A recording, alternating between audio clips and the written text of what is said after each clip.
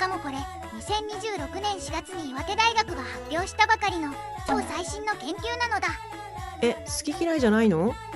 それ鼻が疲れているだけかもしれないのだ。鼻？猫ちゃんは同じ匂いを嗅ぎ続けると鼻のセンサーが麻痺してご飯に興味がなくなってしまうのだ。それってお腹自体は空いてるってこと？そうなのだ。別の匂いを嗅がせて鼻をリセットしたら残したご飯を食べ始めたって結果が出たのだ。これを活用すれば猫ちゃんの食欲をアップさせられるかも。本編動画で詳しく解説してるから気になったらチェックしてみてね。